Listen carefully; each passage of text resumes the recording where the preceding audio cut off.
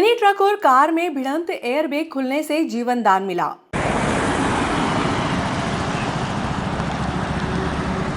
State highway number 17 पर स्थित golden chemical चौराहे पर बुधवार की सुबह सड़क हादसे में 2 युवक घायल हो गए, जबकि मिनी ट्रक असंतुलित होकर पलट गई।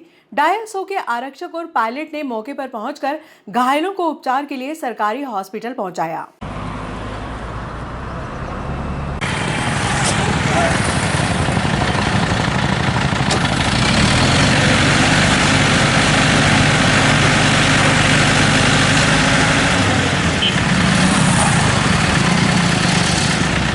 स्टेट हाईवे नंबर 17 पर स्थित गोल्डन केमिकल के समीप बुधवार की सुबह मिनी ट्रक क्रमांक MP 09GJ 0842 और कार में भिड़ंत हो गई। कार सवार युवक के सिर में चोटें आई। प्रत्यक्षदर्शियों के अनुसार कार के एयरबैग खुलने से दोनों युवक अशोक कुमार पिता पदम सिंह धाकड़ उम्र 30 वर्ष, अंकित पिता कमल सिंह धाकड़ उम्र 29 वर्ष, दोनों निवासी निपानिया, जिला शाहजहांपुर को जीवन दान मिल गया। मिनी ट्रक के चालक ने बताया कि अनियंत्रित कार को बचाने के प्रयास में ट्रक पलट गया। मिनी ट्रक डाक वाहन था। डायल 100 के आरक्षक प्रमोद गोलावत, पायलट तोप सिंह ने घायलों को सरकारी हॉस्पिटल पहुंचाया। प्राथमिक उपचार के बाद दोनों को छुट्टी दे दी गई। नहीं पेटी तक गाड़ी आवे 10-12 दिन आपका? अशोक कुमार। कहाँ से कहाँ जा रहे थे भैया आप? हम सौमरा जी से सीधा घर शाहजहांपुर जा रहे थे। क्या घटनाक्रम हुआ फिर यहाँ पे? कुछ नहीं, टर्न था। हाँ। टर्न पे गाड़ी नहीं समझी, एक्सीडेंट हो गया। सर आपका क्या नाम है सर? अंकित धाकड़। अंकित धाकड़। एक्सीडेंट हो गया यहाँ पे। एक्सीडेंट हो गया? मैं क्या हुआ सर? कार इसका क्या खड़ा है? कोई मरा तो नहीं इसमें सर? नहीं मरा नहीं। क्रेन की मदद से मिनी ट्रक को मुख्य मार्ग से हटाया गया। इस दौरान मार्ग के दोनों ओर वाहनों की लंबी कतारें लग गई। कार सवार अंकित ने बताया कि लगभग 12 दिन पहले ही नई कार खरीदी थी। नई कार से सांवरिया जी के दर्शन करके लौट रहे थे कि सड़क हादसे का शिकार हो गए। सड़क हादसे में कार का अगला हिस्सा बुरी तरह से क्षतिग्रस्त हो गया।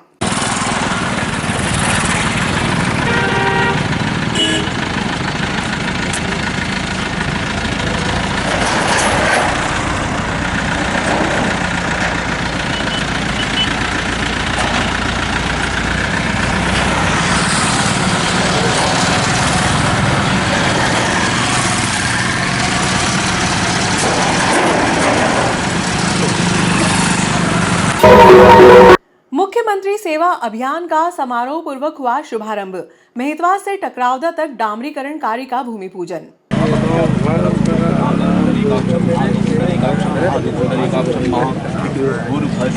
नगर पालिका द्वारा मुख्यमंत्री जन सेवा अभियान का शुभारंभ वार्ड क्रमांक 35 मेहतवास में समारोह पूर्वक किया गया। इस अवसर पर अतिथि के रूप में भाजपा के प्रदेश कार्यकारिणी सदस्य डॉक्टर तेज बहादुर सिंह चौहान, नगर पालिका अध्यक्ष संतोष ओपी गहलोत, मंडल अध्यक्ष CM अतुल आदि उपस्थित थे।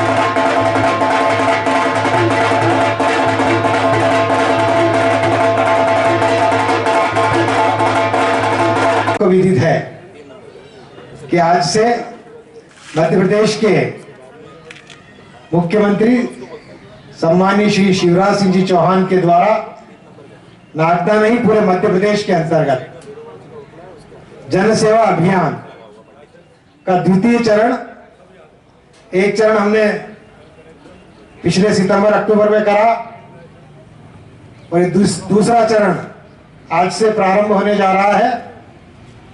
हमारे मंडल के अध्यक्ष भाई CM अतुल जी भी उपस्थित है। अब से प्रारंभ होने जा रहा है। हमारे युवा जिले के उपाध्यक्ष भाई राकेश जी मंच पर पधारे। स्वागत है, अभिनंदन है आपका। आपकी सरकार आपके द्वार, लोगों को तकलीफ न हो। जिस विभाग का काम है, जिस वार्ड में काम है, जिस ग्राम पंचायत में काम है, वहीं पर हर विभाग का काम होना चाहिए। आज नगर पालिका से संबंधित चाहे वह हैंडपंप के सुधारने की बात हो सकती है, नामांतरण की बात हो सकती है, भवन अनुमति की बात हो सकती है, छोटे छोटे कामों को लेकर जो नगर पालिका से जन्म मृत्यु प्रमाण पत्र हो सकते हैं, ऐसी छोटी छोटी जितनी भी योजनाएं हैं जिसका लाभ आपको नहीं मिल रहा है, या सामाजिक सुरक्षा पेंशन हो सकती है, वृद्धा पेंशन हो सकती है, प्रधानमंत्री आवास हो सकता है, ऐसी जितनी भी मध्य प्रदेश सरकार की योजना या केंद्र सरकार की योजनाएं जिसका लाभ आपको मिलना चाहिए पर किसी न किसी कारण से छोटी मोटी त्रुटि के कारण नहीं मिल पा रहा, तो आपकी सरकार आपके द्वारा ये मुख्यमंत्री जी की एक बेहद अच्छी ऐसी योजना है जिससे कि आम आदमी को उसके वार्ड में यह सुविधा मिले, और जिसका शुभारंभ आज मेहतवा से होने जा रहा है, जो नागदा का एक कोना है जहां सर इस कोने से लेकर तो पालिया जाते हैं, वो दूसरा कोना रहता है, तो शिवपुरा तीसरा कोना है और चौथा कोना LIG MIG है।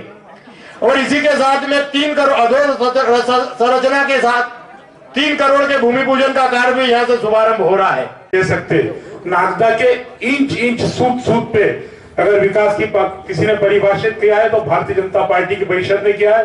विमला चौहान जी के समय से जो सफर चालू हुआ था, आज वो बहन संतोष ओपी गहलोत उसको निरंतर प्रगति की ओर है, और हमें शुरू से कहता है कि हम अपना रिकॉर्ड तोड़ने के लिए खेले, क्योंकि भारतीय जनता पार्टी के पहले की जो परिषद हुआ करती थी ये केवल नागदा के 2-3-4 वार्डों की परिषद हुआ करती थी। यह परिषद संपूर्ण नागदा की परिषद है।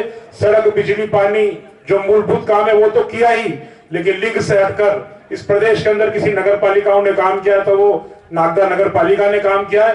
मंचासीन सभी अतिथियों के नेतृत्व और मार्गदर्शन में यह नगर पालिका यह परिषद अपने पुराने रिकॉर्ड तोड़ेगी। सभी युवा यशस्वी ऊर्जावान पार्षद इस परिषद में, यशस्वी सभी कर्मचारी अधिकारीगण है। मेरा आप सबसे निवेदन है कि भारतीय जनता पार्टी की इस परिषद को, इस सरकार को खूब अपना आशीर्वाद दें। आप सबने हमें यहाँ बुलाया, सम्मान दिया, इसके लिए आपका बहुत बहुत धन्यवाद। जय हिंद, जय भारत।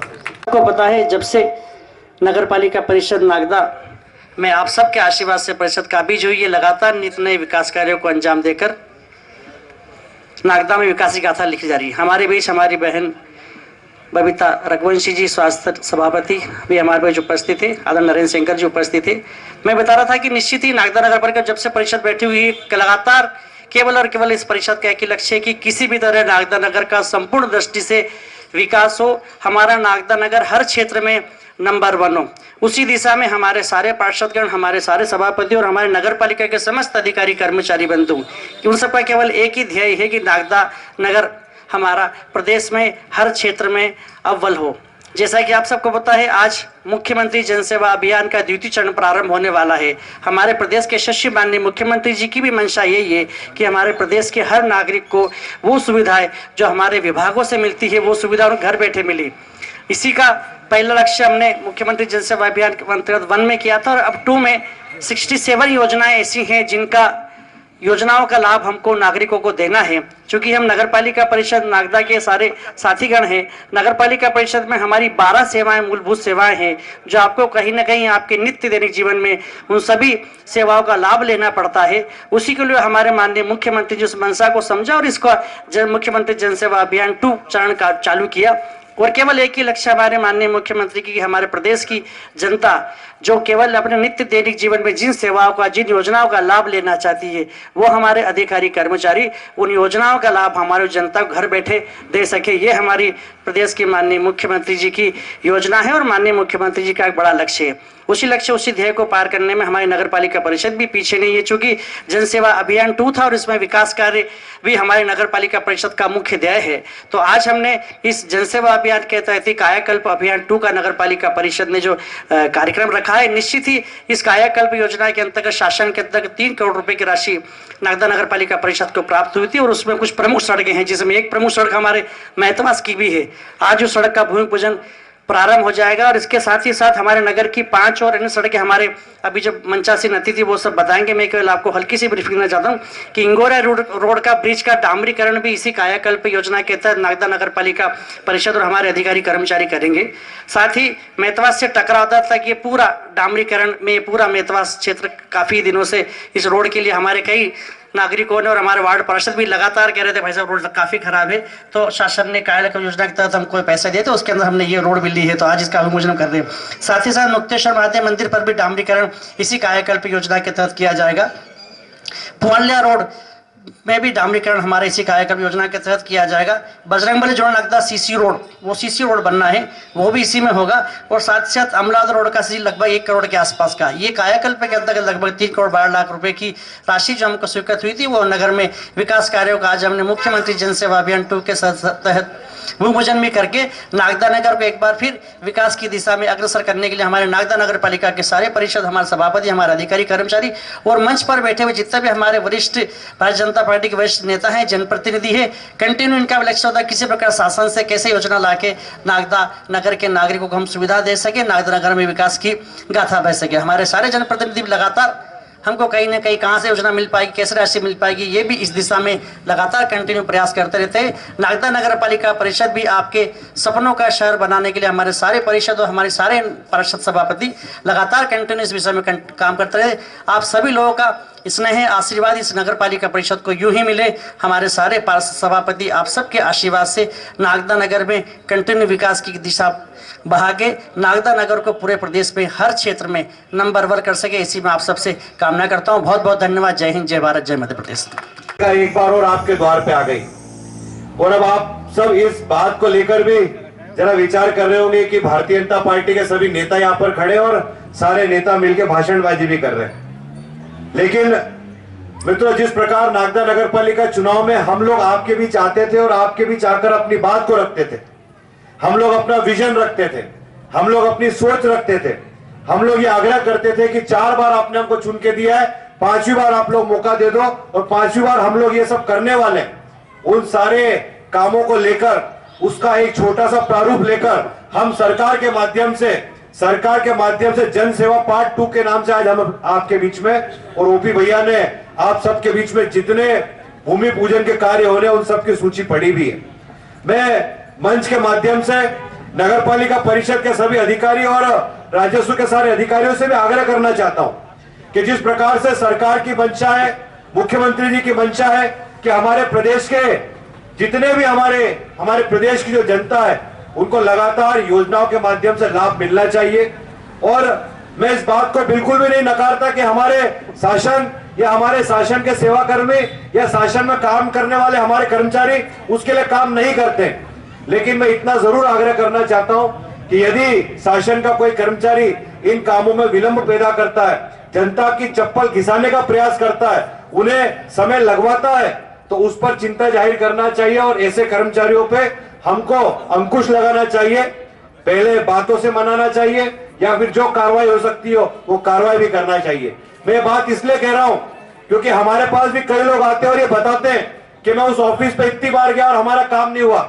और हमारा प्रयास ये होना चाहिए और इस कार्यक्रमों के माध्यम से कि हमारी शासन की लाभ लेने के लिए यदि कोई व्यक्ति किसी शासन के अधिकारी के पास या कार्यालय पर जाए तो उसका त्वरित निराकरण होना चाहिए, तुरंत उसका काम होना चाहिए ताकि वो संतुष्ट होकर वापस अपने घर को लौटे।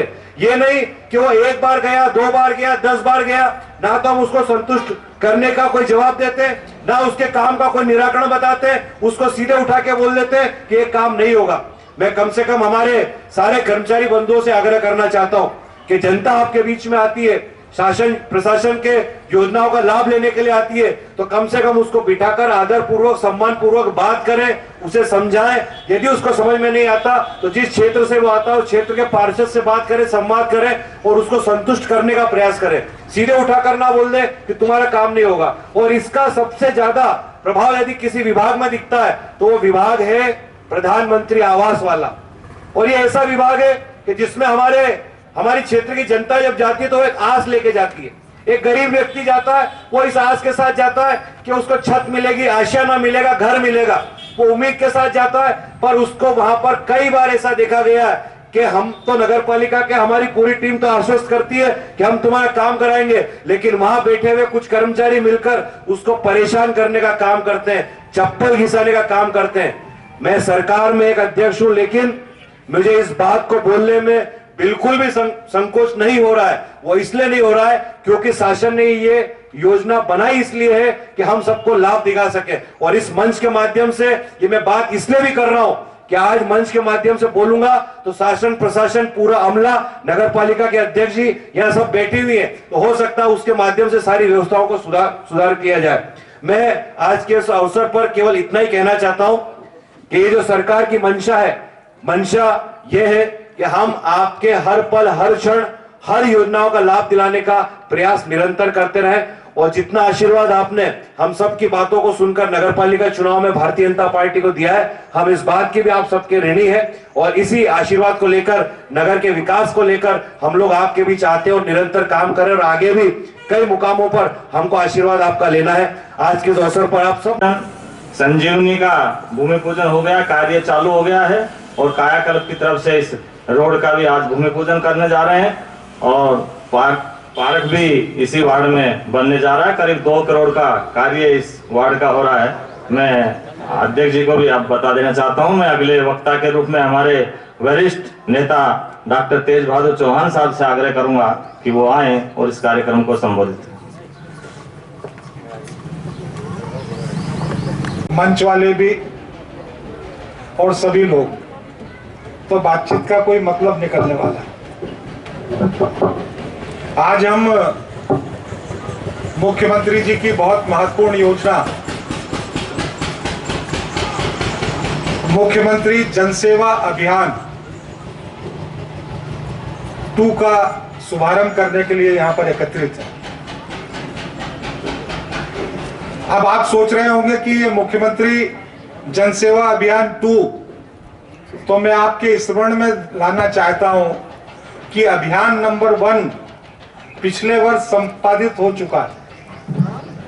और उस समय जब मुख्यमंत्री जनसेवा अभियान था, तब माननीय मुख्यमंत्री जी ने मध्य प्रदेश शासन के द्वारा और केंद्र सरकार के द्वारा चलने वाली जितनी भी जन कल्याणकारी योजनाएं हैं, उनका घर घर जाकर सर्वे करवाकर कर्मचारी घरों पर गए और ऐसे पात्र लोगों को चिन्हित करने का काम किया गया जिनको सरकारी योजनाओं का लाभ, तमाम हितग्राही योजनाओं का लाभ नहीं मिलता, और उनको लाभ दिलाने का काम इस जन सेवा अभियान के पहले चरण में पिछले वर्ष किया गया था। मध्य प्रदेश में 91 लाख लोगों को पात्रता सूची में विभिन्न योजनाओं में शामिल किया गया। अब ये आज जो जन अभियान योजना प्रारंभ हो रहा है, इसको दूसरे चरण का कहा जा रहा है और इसका स्वरूप बिल्कुल अलग है। मैंने जो आपसे कहा है कि शांति से मेरी बात को ध्यान से सुनिए, वो इसलिए मैं कह रहा हूं कि आज नगर पालिका की भी जो विज्ञप्ति छपी है ना, उसमें लिखा है कि जन कल्याणकारी हितग्राही योजनाओं का लाभ दिया जाएगा। मैंने इसीलिए बार बार कहा है कि मेरी बात को ध्यान से सुनना। यह अधोसंरचना निर्माण के कार्यक्रम के लिए जनसेवा अभियान नहीं है। यह किसी सरकारी तमाम जन कल्याणकारी योजनाओं के पात्र हितग्राहियों के सर्वे के लिए यह अभियान नहीं है। यह भूमि पूजन लोकार्पण के लिए अभियान नहीं है। आज ये जो अभियान प्रारंभ हो रहा है, ये मुख्यमंत्री जी का जन सेवा अभियान मध्य प्रदेश सरकार के विभिन्न ऐसे विभाग, शासकीय विभाग, वो नगर पालिका हो सकती है, वो राजस्व हो सकता है, वो महिला बाल विकास हो सकता है, वो कृषि विभाग हो सकता है, वो पीएचई हो सकता है, वो स्वास्थ्य विभाग हो सकता है, वो कृषि विभाग हो सकता है। तमाम ऐसे विभाग जिनके 67 प्रकार के काम। भैया सिसोदिया जी, मैं कुछ कह रहा हूं ना, मैंने कहा है कि मेरी बात को ध्यान से सुनेंगे तो सबके काम आने वाली बात। 67 प्रकार के काम, 67 प्रकार के काम जिनके आवेदन लोग कर चुके हैं, लेकिन अधिकारियों और कर्मचारियों के पूर्वाग्रह के कारण, उनकी लेट लतीफी के कारण काम के आवेदनों का निराकरण अभी तक नहीं हुआ है। या इस तरीके के और 67 प्रकार के काम जो किसी भी विभाग से संबंधित है, अगर व्यक्ति उस काम का लाभ लेना चाहता है, और ये सारे काम ऐसे हैं जिसका व्यक्ति के दैनिक जीवन के साथ, प्रतिदिन की कार्यशैली के साथ उसका संबंध है। अब जैसे ये काम कौन कौन से हो सकते हैं, अपन नगर पालिका के माध्यम से ये कार्यक्रम कर रहे हैं, तो सबसे पहले नगर पालिका की बात करते हैं। आपका भवन निर्माण का अनुमति हो सकता है, महीनों से लंबित है। आपका नामांतरण हो सकता है, महीनों से लंबित है। आपका जन्म मृत्यु प्रमाण पत्र हो सकता है, और जन्म मृत्यु प्रमाण पत्र में भी यदि 10 साल पहले, 5 साल पहले, 15 साल पहले पंजीयन नहीं हो पाया है, आप उसका प्रमाण पत्र प्राप्त करना चाहते हैं।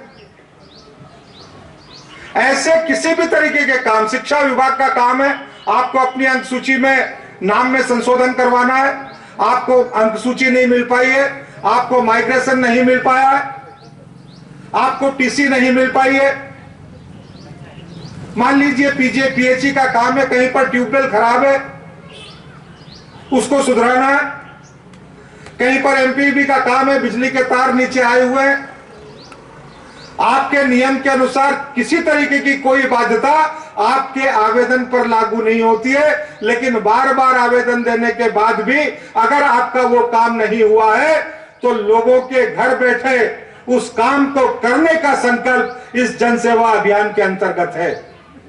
अगर आपने बिजली कनेक्शन के लिए आवेदन दिया, अगर कोई तकनीकी कारण नहीं है, आपने नल कनेक्शन के लिए आवेदन दिया, अगर सरकार की महिला विकास की 2-3 बातें अगर किसी प्रसूति महिला को भी उसका लाभ नहीं मिल पाया। इस अवसर पर अतिथियों ने मेहतवाज से टकरावदा तक होने वाले डामरीकरण कार्य का भूमि पूजन किया। काल महाराज की जय, सिद्धि मैया की जय, शिव नमः पार्वती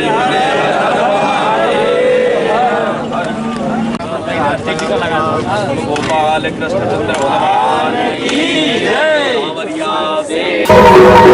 छात्राएं द केरला स्टोरी मूवी देखने पहुंची। हिंद सांस्कृतिक मंच के तत्वाधान में बुधवार को the Kerala story film Fortune mall में दिखाया गया। हिंद सांस्कृतिक मंच के अजय सिंह शेखावत ने बताया कि स्कूल और कॉलेज में अध्ययनरत छात्राओं को लव जिहाद, धर्मांतरण व आतंकवाद जैसे षड्यंत्र से बचाने व जागरूक करने में फिल्म सहायक होगी।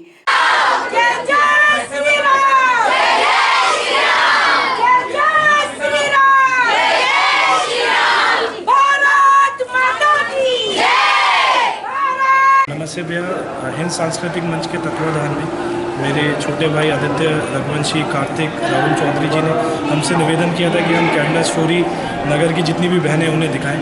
तो हिंद सांस्कृतिक के मंच से हम लोग इन लोगों का सपोर्ट कर रहे हैं कि जिस भी तरीके से हम ये कर सकें। तो आज हमारा प्रथम दिवस है, कल सुबह 9 से 12 का शो है, परसों भी हमारे कुछ शोज़ हैं और ये कंटिन्यूस चलते रहेंगे। तो हमारा यही मकसद है कि नागदा में जितनी भी बहनें हैं जिन मूवीज़ को देख सकें, ताकि वो